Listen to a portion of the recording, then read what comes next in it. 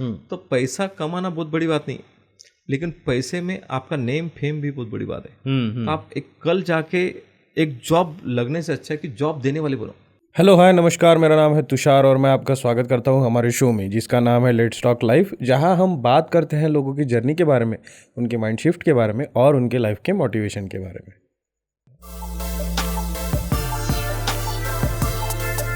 दोस्तों, अगर हम पैसे की बात करें तो पैसा एक ऐसी चीज़ है जो जीवन में सबको लगता है, और पैसा कमाने का अगर कोई शॉर्टकट हमको मिल जाए तो भाई क्या कहने। तो आज के जो हमारे गेस्ट हैं वो ऐसे ही शॉर्टकट्स जो है वो अपने स्टूडेंट्स को सिखाते हैं, और साथ ही साथ उनका जो फाइनेंशियल नॉलेज है वो बहुत ज़्यादा है। तो अभी जब हमने उनसे मीटिंग की तब हमको पता चला कि उनका जो नॉलेज है और पैसे कमाने की जो ट्रिक्स है वो बहुत ही सिंप्लीफाइड है। अगर आपको ये ट्रिक्स पता चल जाए तो आप भी जनरल टर्म्स में बहुत अच्छा पैसा कमा सकते हैं और अपना जीवन यापन कर सकते हैं। तो आज के जो गेस्ट है हमारे वो काफ़ी स्पेशल है, और उनका नॉलेज जो है वो तो भाई अब उनसे बात करके ही पता चलेगा। तो ज़्यादा बात ना करते हुए आइए स्वागत करते हैं हमारे गेस्ट का और जानते हैं उनकी जर्नी के बारे में उन्हीं के शब्दों में। So let's welcome him to our show. Hello sir. नमस्कार सर, सबसे पहले आप ये बताइए कि आप कौन हैं और क्या करते हैं। सर, मेरा नाम प्रशांत गावंडे, रियॉन ट्रेडिंग एकेडमी का CEO और फाउंडर हूँ। और ये जो आपकी एकेडमी है वो बेसिकली किस रिगार्डिंग किस फील्ड में काम करती है। सर, स्टॉक मार्केट में जो लोग एजुकेट करना चाहते हैं, जो आगे बढ़ना चाहते हैं, कुछ लाइफ में करना चाहते हैं, तो उसके लिए एक एकेडमी का आपने स्टार्ट किया। सर जी, आप एक फाइनेंशियल एडवाइज़र भी है, फाइनेंशियल एक्सपर्ट भी है, एक एकेडमी भी चलाते हैं। तो मुझे इतना तो समझ आ गया कि आपको जो है पैसे की बहुत ज़्यादा वैल्यू है। तो अगर मैं आपसे पूछूं कि what is money according to you, तो क्या कहना चाहेंगे। सर, पैसा कमाने के लिए अपने पेरेंट लोग अपने को एजुकेशन कराते जी। कुछ को MBA बढ़ाते, IT में भेजते या इंजीनियरिंग कराते होगे, तो बहुत सारा पैसा बच्चों में इन्वेस्ट करते पेरेंट लोग जी। लेकिन वो बच्चा पढ़ता है आगे नहीं करता है वो अलग बात है, लेकिन उसके काबिल बनाते हैं कि वो आगे चल के उसकी गृहस्थी बता सके और वो एक मार्केट में पिताजी के तो नाम रोशन कर सके, लेकिन खुद में भी ये जो चल रहा है कंपटीशन का जमाना, तो इसमें एक लग्जरी लाइफ और एक सोसाइटी में रहना, जो सर्विस अपन उसको बोलेंगे कि आपका रहने मान कैसा है, तो उसके लिए पैसा लगेगा। राइट। जो सोसाइटी से बिलोंग करते हैं उसमें पैसे किसी आप टिक नहीं सकते, तो उसके हिसाब से आपको अर्निंग करना पड़ेगा, है ना। एक डॉक्टर का बच्चा डॉक्टर ही बनना चाहता होगा तो उसको एजुकेशन भी नहीं तो बहुत सारा उसको डिवोशन भी देना पड़ेगा। राइट। ओके, तो एजुकेशन सबसे मस्ट है और उसके पीछे आता है पैसा। तो जब आप एजुकेशन को ज़्यादा और आपको पैशन बना देंगे उसको, जो भी आप एजुकेशन करना चाहते हो, और उसमें एजुकेशन करने से भी नहीं होता। बहुत सारे बंदे के वो टॉपअप आते लेकिन आगे कुछ कर नहीं पाते, और जो पिछले बेंच पे बैठने वाला बंदा भी वो आगे कुछ कर पर आगे निकल जाता है। सही है ना। तो जैसा राजनीति हो गया, एक बिजनेसमैन आपने देखा होंगे कि बालाजी वेपर जैसे बंदे जिनके घर को सिक्योरिटी गार्ड का जॉब करने वाले बंदे थे, आज एक देखा जाए तो थिएटर में चिप्स निकाल के बेचते थे, आज देखो कहाँ पे, है ना। सही है। तो कुछ करने की जिज्ञासा होना चाहिए जिंदगी में, तो वो पैसा तो कमाएगा भैया, लेकिन कंपनी पैसा कमाने के बाद आपको पैसे को क्या करना चाहिए, उसको ग्रोथ कैसी करना चाहिए, वो बहुत बड़ी बात। सही है। हम मिले थे तो आपने बताया था कि आपने जो है ज़िंदगी में बहुत ज़्यादा स्ट्रगल भी किया है और काफ़ी बड़ी आपकी जर्नी भी रही है। तो कुछ अपने सफ़र के बारे में भी बताइए कि कैसे आपने स्टार्ट किया था और अभी तक का सफ़र कैसे रहा है आपका। एक्चुअली मेरे पिताजी एक अम्यूजमेंट पार्क चलाते थे, उसके मैनेजर थे। ओके। और मुझे जो छोटे भाई थे तो मैं उनके साथ जाता था। उस समय में 8-9 में था, तो उनको हेल्प करता था। तो अम्यूजमेंट पार्क में जो उसको बोलते जॉइंट व्हील्स या झूले जो रहते या शो लाइन बोलते उसको, तो उसमें अपन मनोरंजन के लिए जाते, और मनोरंजन के लिए एक आधी जो उसमें बोलेंगे अपन एक मेला लगा रहता, उसको आनंद मेला बोलते अपन। उसमें झूले बहुत सारे अपने को अम्यूजमेंट पार्क दिल्ली अपू घर के जैसे आइटम दिखते, तो लोगों को लगता है यार मनोरंजन है, तो अपन वहाँ पे जाते। लेकिन भैया जो उन्होंने खड़ा किया है ना झूले वगैरह, जो आनंद मेला, उनको बहुत सारा टाइम भी लगा है खड़ा करने के लिए। सही है। और वो कहाँ से आए, पेट को कमाने के लिए, पैसे कमाने के लिए। तो मैं सोचता कि उनको 8 दिन का मेला है और 15 दिन वो स्ट्रक्चर खड़ा करने को लग रहा है, मेहनत लग रही है ना, और खाना भी लग रहा है कि जो उनको जो भी चलाने वाला देता होगा वो राशन भी दे रहा है। तो सोचो कि वो 8 दिन का मेला सक्सेस जाए, उसके लिए वो पूरा जी जान लगा देता है, रात दिन लगा देता है। तो मुझे उस दिन समझ में आ गया था कि भैया मेहनत भी करना पड़ेगा और स्किल भी चाहिए आपके साथ जी। तो पिताजी मेरे कुछ कारण की वजह से भगवान को प्यारे हो गए, यानी निकल गए। तो मैं बड़ा हो गया, तो उसके पास मेरे पास 2 ऑप्शन थे। एक तो अर्निंग की इधर निकल जाओ, यानी कमाई की इधर भाग लो। तो उस समय कमाई में भाग देते थे तो एजुकेशन को पीछे छोड़ देना पड़ता था। पर मैंने सोचा कि एजुकेशन को भी छोड़ना नहीं भैया, उसको भी लेके चलना। थोड़ा चैलेंजिंग था, लेकिन अच्छा लगा कि उस टाइम में अपने को जिसको चैलेंजिंग आता है वो कुछ कर पाता है। तो मैं वो समझ के आगे बढ़ते गया। उस समय मेरी माँ भी खेत में मजदूरी करती थी और मैं भी उनके साथ सैटरडे संडे मजदूरी करने निकल जाता था। तो ऐसे करते करते जॉब भी किया। तो मुझे लगा कि यहाँ पे जब ग्रेजुएशन कंप्लीट हुआ तो मेरे पास साइकिल भी नहीं थी। तो मैंने खेत में मूंगफली तोड़ के उसके ऊपर साइकिल ली 350-400 रुपए की, क्योंकि स्कूल के जाने के लिए साइकिल होना चाहिए था। सही है। तो वो करते करते मैंने एक जॉब मिला मुझे ICICI डायरेक्ट में एज अ डीमार्ट अकाउंट खोलने के लिए। तो मैंने सोचा यार ये भी कर लो, पैसे तो मिलेंगे अपने को, 2 पैसे आ जाएंगे। तो समझ में आ गया कि डीमार्ट अकाउंट खोलना क्या होता है। भैया सेविंग अकाउंट तो खोलना नहीं है कि 2 आधार कार्ड की झेरॉक्स दे दिए, पैन कार्ड की झेरॉक्स और खाता निकल गया। तो यार पैसे भी लगते हैं डीमार्ट अकाउंट, उसकी सोच भी चाहिए कि वो क्या करना चाहता है डीमार्ट अकाउंट में। तो उस समय समझ में आया कि मार्केट में स्टॉक मार्केट भी ऐसा एक डिपार्टमेंट है कि उसमें इन्वेस्टमेंट होता है और उसके लगता है डीमार्ट अकाउंट। डीमार्ट अकाउंट तो साधारण सैलरी वाला निकल नहीं पाएगा। तो जिसकी ज्यादा सैलरी है या जो कुछ तरी मार्केट से अटैच है या बिजनेसमैन है, वो कुछ करना चाहता है, तो वही डीमार्ट अकाउंट खोलता था। तो वो चैलेंजिंग जॉब था, लेकिन मुझे उसमें से बहुत सारा सीखने को मिला। तो जब मैं इंडस्ट्री में जाता था पुणे में, तो एक वड़ा पाव के ऊपर पूरा दिन निकल जाता था, क्योंकि मेस का भी पैसे देने के लिए पैसे नहीं रहते थे। तो क्योंकि घर से कोई भेजने वाला नहीं था, जो घर में भेजने वाला था वो तो चले गया था ऊपर। तो फिर चैलेंज था कि एजुकेशन भी कंप्लीट करो और जॉब भी देखो। लेकिन जॉब करते करते जो एजुकेशन में सीख नहीं पाया मैं, वो मुझे जॉब नहीं सिखा दिया कि पैसा बहुत इंपॉर्टेंट है लाइफ में। सही है। तो पैसा भैया जॉब करके तो मिलने वाला नहीं है। पैसा मिलेगा आपकी स्किल से, और स्किल वैसी भी डेवलप नहीं होती, उसको ठोकरे मारते मारते ही वो आगे बढ़ेगा। सही है। जब ठोकरे मारेगा तभी वो सक्सेस के राह पे चलेगा। सही है। तो एक जगह टाइम आया कि ICICI डायरेक्ट में एज अ ट्रेनर करके मैं लगा, और मुझे उस दिन की जैसी खुशी अभी तक नहीं हुई। अच्छा। क्योंकि उस टाइम ऐसा लगा कि मैं भी इसमें का एक हिस्सा बन गया हूँ। तो मुझे भी लगा कि यार 2-4 किताबें पढ़ो वॉरेन बफेट के, जो उसमें एक्सपर्ट बंदे, तो उसके बाद मिला उनसे, कन्वर्शन में गया, तो बहुत सारा सीखने को मिला। कि ऐसा समझा कि मुझे 1% भी इसमें का इन्फॉर्मेशन ही नहीं है, नॉलेज ही नहीं है। तो अपन बहुत पीछे रह गए। किताबी ज्ञान रखने से अच्छा है कि जो अनुभव है लोगों का, वो बहुत बड़ा मायने रखता है उस समय। सही है। तो उसमें स्टॉक मार्केट में गया, लोगों ने मुझे नाम भी रखा कि यार ये अपने काम का काम नहीं है। और महाराष्ट्रन फैमिली से बिलोंग करता हूँ, तो ये तो खेती में मेरे चाचा मेरे पिताजी पैसे गंवा डालते थे कि कभी सूखा पड़ता था, कभी बारिश ज्यादा होती थी, वो चल जाता था, क्योंकि वो कल्चर है, वो बैकग्राउंड से बिलोंग करते अपन, तो वो उसके लिए रिस्क लेने को तैयार रहते। सही है। लेकिन ये नया कुछ तरी बिजनेस करना है तो उसके लिए तैयार नहीं रहते थे। तो मेरा उसमें पेपर भी बांटे, MIDC में भी काम किया। अच्छा। और ऐसे करते कारवा बढ़ा। और एक दिन ऐसा आ गया कि मुझे स्टॉक मार्केट में मैं ट्रेडिंग करना स्टार्ट कर दी। उसके बाद लगा कि मुझे कुछ और करना है। तो मेरी मम्मी की तबीयत अच्छी नहीं थी, माँ की, तो गांव में वापस आया था। एक गारमेंट खोला छोटा सा मैंने। तो गारमेंट के लिए भी फंड का चैलेंज था। तो जो मैंने पूंजी जमा की PF, उससे मैंने छोटा सा गारमेंट खोला। बहुत लाइवलीहुड सर्विस प्रोवाइडर थे जो विधवा महिला थे, उनको पेटीकोट सिलाना, ये भी मैंने चालू किया। तो सोचा कि ऐसा कुछ तरह बड़ा करूँ, लेकिन उसमें भी मुझे ऐसा लगा कि जो अचीवमेंट चाहिए थी, सक्सेस तो हो रहा था आदमी, लेकिन अचीवमेंट जो बड़े पैमाने की सोच थी, क्योंकि पुणे से आया बंदा और वो छोटे विलेज में काम कर रहा है, तो उसकी बड़ी सोच होनी चाहिए। सही है। तो मेरी थी कि एक बड़ी फैक्ट्री में उसकी रूपांतर होना चाहिए। उसको करने के लिए पैसा लगेगा भैया, तो पैसे की सिवा तो कुछ बनेगा नहीं।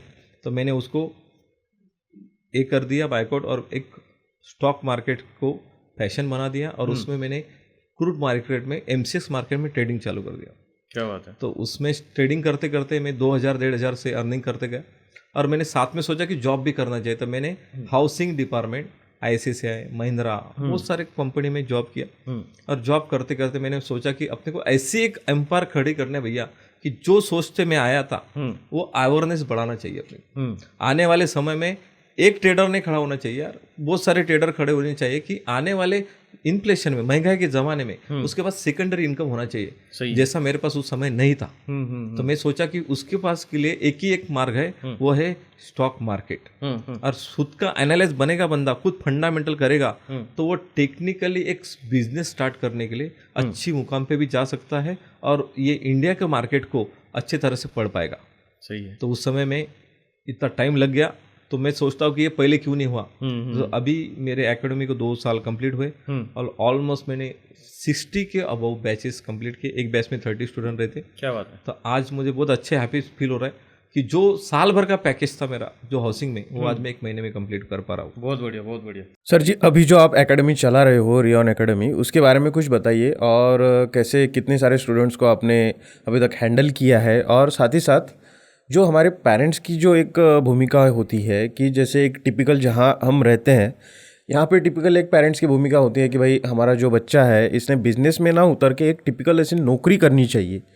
तो इस पे आपका क्या कहना है कि किस तरह से लोग चेंज हो सकते हैं और किस तरह से आपने इतने सारे स्टूडेंट्स को हैंडल किया है, उसके बारे में कुछ बताइए। सर कुछ समय पेरेंट भी ठीक रहते, तो पेरेंट की एक सोच रहती कि मेरा बच्चा जो मेरी गलती हुई है या जो भी मुझे अचीवमेंट नहीं मिली या मेरा समय ज़्यादा गया, तो कम समय में मेरे बच्चे ने अचीवमेंट करना चाहिए।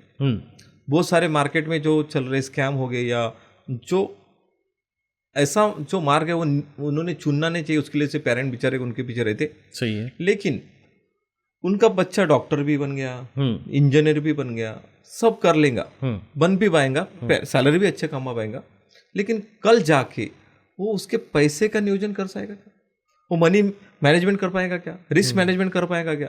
तो बहुत सारे बंदे पैसे तो कमा लेते लेकिन लाइफ अचीवमेंट में कुछ कर नहीं पाते, पैसे को ग्रो नहीं कर पाते। सही है। और इंडिया ऐसी कंट्री है, पूरे देश का, एशियन कंट्री से लेके तो वेस्ट कंट्री तक पूरे कंट्री का ध्यान इंडियन कंट्री के ऊपर है। और ऐसे समय में एक बड़ी अपॉर्चुनिटी जो G20 को बिलोंग कर रहा है भारत, तो उसमें स्टॉक मार्केट का नॉलेज ही भी नहीं रहेगा बच्चों को, तो कल जाके बड़ा भी बन गया तो मनी मैनेजमेंट कर पाएगा, उसके पैसे को ग्रोथ कर पाएगा। तो उसके ग्रोथ करने के लिए तो उसको स्टॉक मार्केट पढ़ना पड़ेगा। ओके। और स्टॉक मार्केट पेरेंट लोग आते हैं मेरे पास कि सर मेरा बच्चा इंजीनियर कर रहा है, अभी उसका 1.5 महीना टाइम खाली है तो मैं उसको पढ़ा लेता हूँ। सर ठीक है, बड़ी बात है। तो मेरा बच्चा बोलता कि मैं पुणे में पढ़ूँ क्या अकोले में पढ़ूँ, ये ग्रामीण सिटी में पढ़ूँ। तो सर मैंने आपकी इच्छा है, लेकिन पढ़ाओ, आप कहाँ पढ़ाना चाहते हो, आपकी एबिलिटी क्या है उसके हिसाब से पढ़ाओ, लेकिन आप पढ़ाने के लिए उसको ये बोलो कि आप ये स्टॉक मार्केट से एनालिसिस भी करना चाहिए, फंडामेंटल भी आपको समझना चाहिए, कंपनी ग्रोथ कैसी करती है। आप एक कल्चर के कंपनी स्टार्ट करते हो तो आप ऐसे समझ के कंपनी को देखो, ऐसे स्टॉक मार्केट को क्लास को देखो कि कल जाके आप एक आधी कंपनी स्टार्ट करते होंगे तो उसके समय आपको दिक्कत ही नहीं आएगी। तो आप देखो डीमार्ट जैसे, जय किशन दमानी जैसे बंदे, झुंझुन वाला है, इन्होंने क्या किया, पहले फंडामेंटल को समझे, तभी ये फंडामेंटल को समझेगा। कहाँ थे पहले, इनके पिताजी कहाँ थे, बिलोंग करते स्टॉक मार्केट से, तो ये ब्रोकर थे। तो आज देखो सर एक बड़ी इंडस्ट्री खड़ी कर चुके हैं जो भारत के रैंकिंग में मोजे जाते, एक चुने जाते, और अपने इन्फ्लेशन या जो GDP बढ़ रही है भारत की उसमें एक हिस्सा दिखाते, और उनके ऊपर ही भारत के ग्रोथ डिपेंड कर रही है, ऐसे भी बोल सकते हैं आप, तो एक हिस्सा बने उसका। तो सोचो कि एक स्टॉक मार्केट को एक फंडामेंटल एक कंपनी स्टार्ट करके उसके हिसाब से देखे, तो आपको वो नज़र से देखना चाहिए।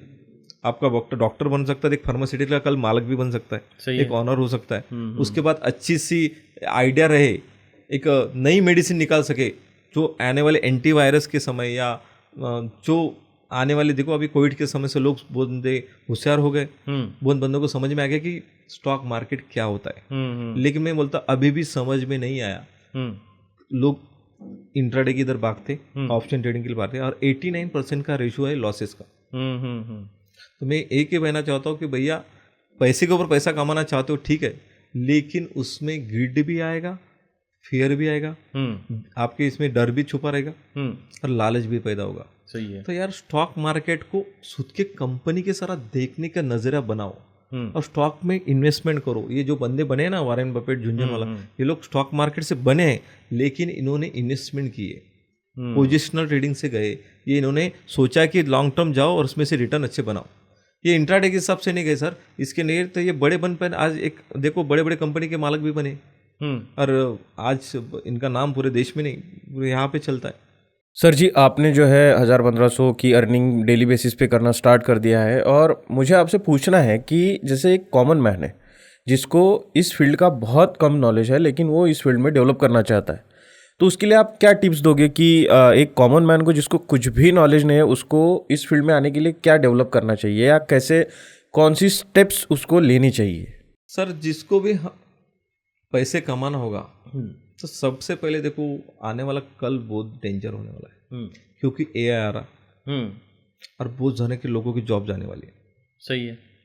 तो ये कंपटीशन के ज़माने में आप तो उस समय कोडिंग नहीं कर पाओगे, तो 40 ईयर के बाद कोडिंग नहीं कर पाओगे। और आज देखो जो हेल्थ है, जो हेल्थ का रेशियो है, वो पहले 80 एज तक चल जाता था, 90 तक चल जाता, अभी 60 तक भी नहीं जा रहा है ना।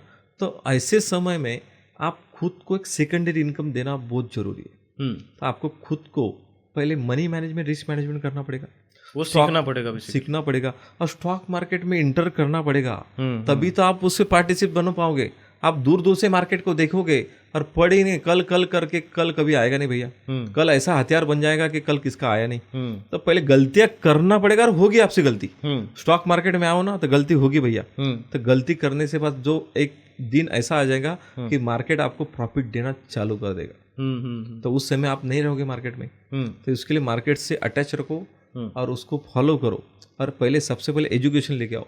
तो आज नहीं कल, 1 साल में नहीं 2 साल में आपका पोर्टफोलियो, आपकी इन्वेस्टमेंट, ये महंगाई को ध्यान दो, तो लग्जरी लाइफ में आप अच्छी तरह से खुद को आपका ड्रीम फुल कर सकते हो। तो बेसिकली यहाँ पे लिसनर्स के लिए एक मैसेज है कि जिनको स्टॉक मार्केट या फाइनेंशियल नॉलेज गेन करना है, तो बेसिकली आपको जो है मार्केट में आना पड़ेगा, मार्केट की स्टडी करनी पड़ेगी, देन आपको थोड़ा बहुत एक्सपीरियंस आएगा, और एक्सपीरियंस के हिसाब से ही आप हर एक स्टेप बाय स्टेप सीखते जाओगे। तो साथ ही साथ अगर आपको एक बना बनाया प्रोग्राम चाहिए या एक डिटेल में थोड़ा सा गाइडेंस भी चाहिए, तो आप जो है सर से कांटेक्ट कर सकते हैं। मैं सर का जो क्लास का जो डिटेल है वो अपने डिस्क्रिप्शन में डाल दूंगा, और मेक श्योर कि आप सर से कांटेक्ट करें, उनसे कुछ सीखें। हो सकता है उनका जो नॉलेज है वो आपके काम आए और आपकी स्किल सेट्स में भी वृद्धि हो। तो ज़रूर आप सर से कांटेक्ट कीजिए। एंड बढ़ते हैं अगले पार्ट की तरफ। ये तो हो गई सर आपकी कमर्शियल और फाइनेंशियल बातें। अभी चलते हैं थोड़ा सा पर्सनल लाइफ की तरफ। तो बताइए कि आपकी फैमिली में कौन कौन है और कैसे चलता है सब? आपका घर में कैसा माहौल होता है, या कैसे लोग हैं आपके यहाँ पे, कैसे मैनेज करते हो आप सब? मेरी फैमिली में मुझे एक लड़का लड़की है, एक भाई है, मम्मी है, माँ जिसके ऊपर मैं आज खड़ा हूँ।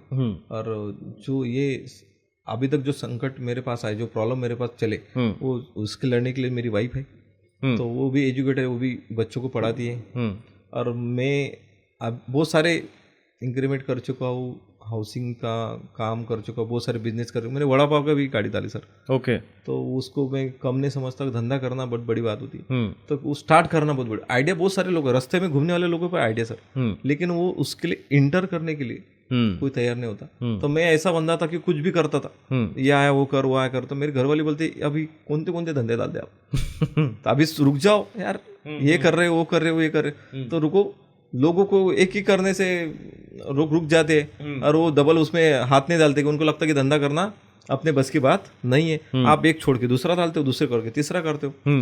वो मेरे से परेशान हो गए थे, लेकिन मुझे झेल रहे थे क्योंकि कॉमन फैमिली से बिलोंग करते। सही है sir ji. You are a father of 2 kids, और अनफॉर्चुनेटली आपका तो ठीक है, आपको आपके पिताजी का उतना ज़्यादा प्रेजेंस नहीं मिल पाया, बट अभी as a parent, as a father, आपकी अपने बच्चों के प्रति क्या भूमिकाएं हो सकती? सर देखो, बच्चे को स्कूल में डाले तो पढ़ना तो है, मस्ती भी करेंगे, खेलेंगे भी, कूदेंगे भी, और उनका जो बालपन है, जो बचपन है, तो जीते जीते जो अपन नहीं कर पाए वो कर पा रहे।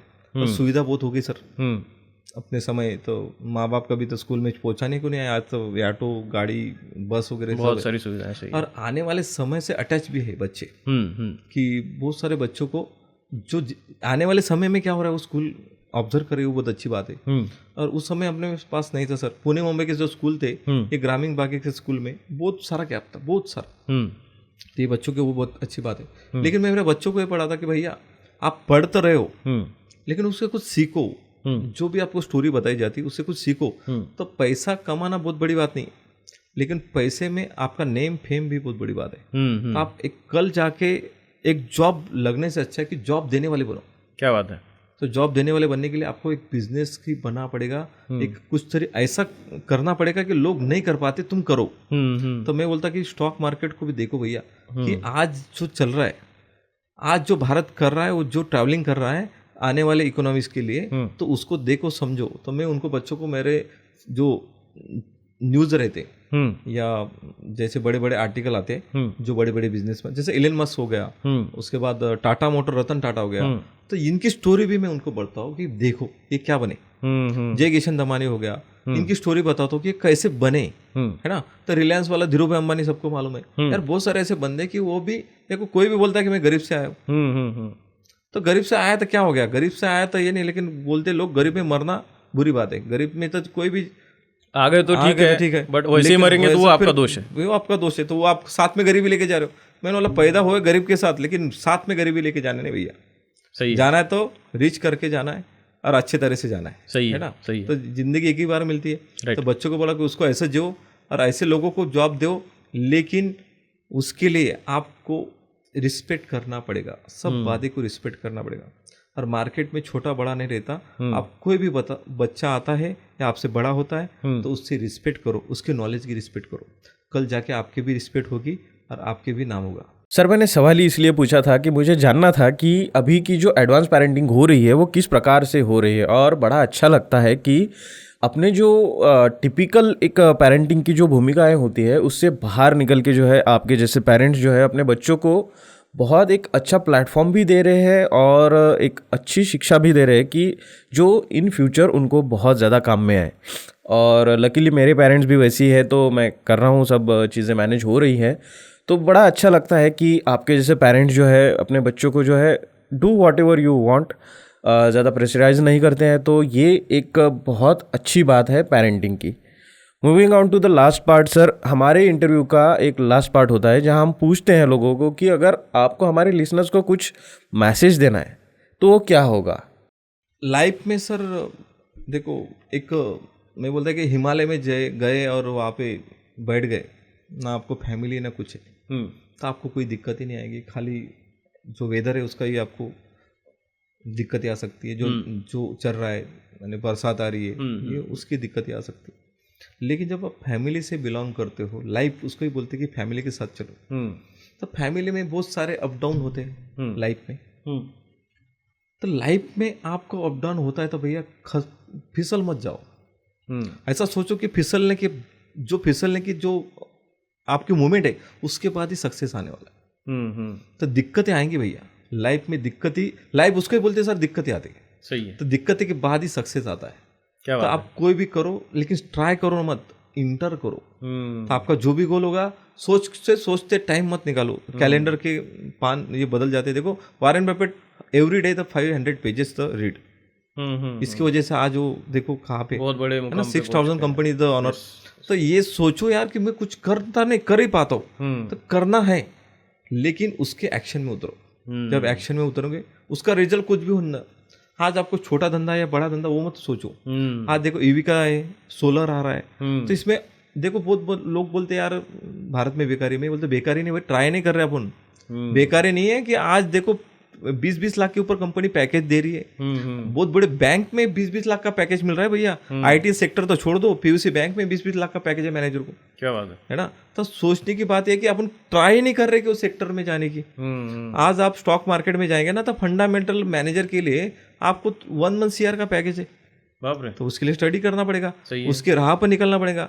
इंडिया में अभी भी 4% का ट्रेडिंग का परसेंटेज है। तो सोचो अपॉर्चुनिटी है, जहाँ पे परसेंटेज का मैंने क्या है, अपॉर्चुनिटी है, संधि है आपको। तो उसको जानो और वो देखो कंपटीशन का ज़माना, वो जान दो, तो कंपटीशन होते नहीं, लेकिन खुद से कंपटीशन पहले करो कि मैं क्या कर पाता हूँ। तो लाइफ में इसको लाइफ बोलते, मुझे इससे समझता है कि दिक्कत का सामना करना उसको लाइफ बोलते। तो सबका सामना करते करते दिक्कत से जब प्यार हो जाएगा ना, तो सक्सेस आपके साथ चलते चलते आप सक्सेस के ऊपर चले जाओगे। क्या बात है सर। बेसिकली हमारा जो इंटरव्यू करने का पर्पज़ ही यही होता है कि हमारे जो कॉन्वर्सेशन से जो है हमारे लिसनर्स को कुछ अच्छा सा एक मैसेज मिले। एंड आई होप कि आज का जो हमारा कॉन्वर्सेशन हुआ, इसमें से हमारे लिसनर्स को बहुत अच्छा एक नॉलेजेबल कंटेंट ज़रूर मिला। एंड इसी के साथ सर आप हमारे शो में आए, अपना टाइम दिया, हमसे बात की, इसके लिए थैंक यू सो मच। अरे वेलकम सर। और आपने मुझे ये इसके लिए काबिल समझा, वो अच्छी बात है। उसके लिए मैं आपके धन्यवाद कहता हूँ। और आपने जो एक नया एक एजेंडा खड़ा किया एक ऐसे लोकल सिटी में, तो इससे क्या होता है सर कि जो आदमी अपने मुंह से अपने वाणी से बोलता है ना सर, तो इससे आदमी के जो उसको अपन बोलेंगे कि रोमटे खड़े हो जाते। आप कभी कभी किताबें बांटने से रोमटे खड़े हो जाते सर, लेकिन अगर मूवमेंट से रोमटे खड़े हो जाते। तो ये जो आपने जो कार्यक्रम चालू किया है अभी, अपने एक नया इनोग्रेशन चालू किया, एक रोमटे खड़े करते करते आदमी का एक पैशन खड़ा हो जाएगा सर। तो उसके लिए आपके thank you so much. Thank you.